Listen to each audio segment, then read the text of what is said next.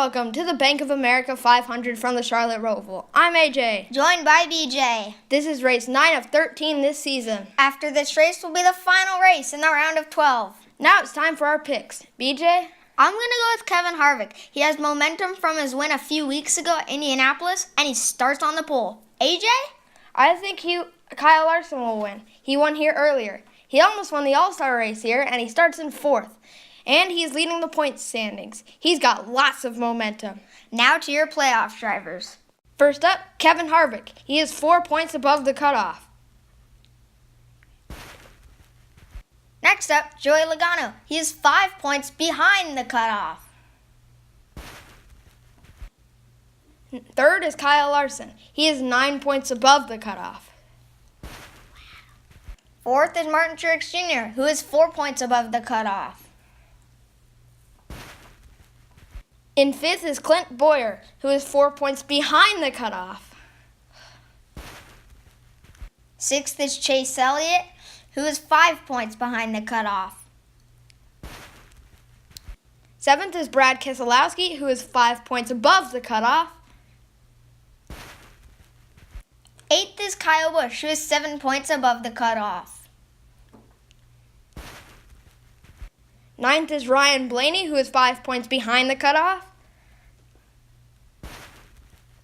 10th is Jimmy Johnson, who is 4 points above the cutoff. 11th is William Byron, who is also 4 points above the cutoff. And 12th is Casey Kane, who is 4 points above the cutoff. As the cars roll off, let's take a look at your starting lineup. In row 1, we have Kevin Harvick and Kurt Busch. In row 2, it's Joey Logano and Kyle Larson. Next up, we have Denny Hamlin and Martin Truex Jr. In row 4, we have Clint Bowyer and Chase Elliott. And rounding out the top 10 is Alex Bowman and Brad Keselowski. In row 6, it's Ricky Stenhouse Jr. and Kyle Busch. In row 7, we have Ryan Blaney and Jimmy Johnson. In row 8, we have Jamie McMurray and Eric Jones. Then it's Paul Menard and Austin Dillon. Then in row 10, it's William Byron and Ryan Newman. In row 11, it's Daniel Suarez and Eric Almirola. In row 12, it's Casey Kane and Ty Dillon.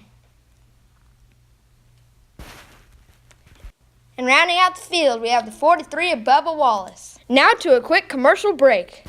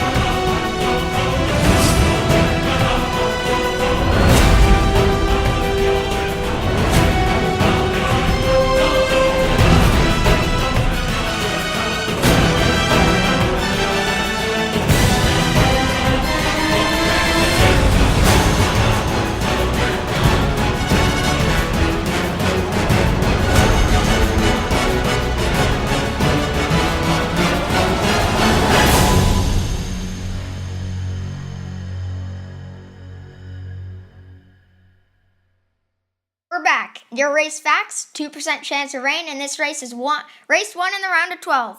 Boogity, boogity, boogity, let's go racing!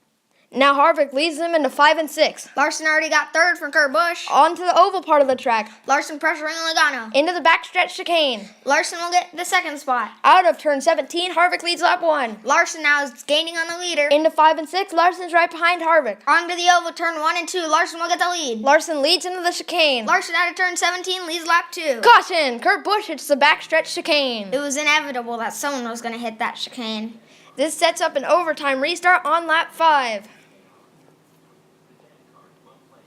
Green flag in the air for Larson. Boyer gets a good restart and he will get second. Larson with a small lead as Boyer's closing in. Into turn 11, Boyer's all over Larson's back bumper. White flags in the air for Kyle Larson. He's starting to get a small lead. Boyer doesn't have much time. Will he make his move? Larson hits the chicane, Boyer to the lead. Elliott will take second. But out of turn 17, Clint Boyer will win at the Roval. He burns it down as he wins the first ever race at the Roval.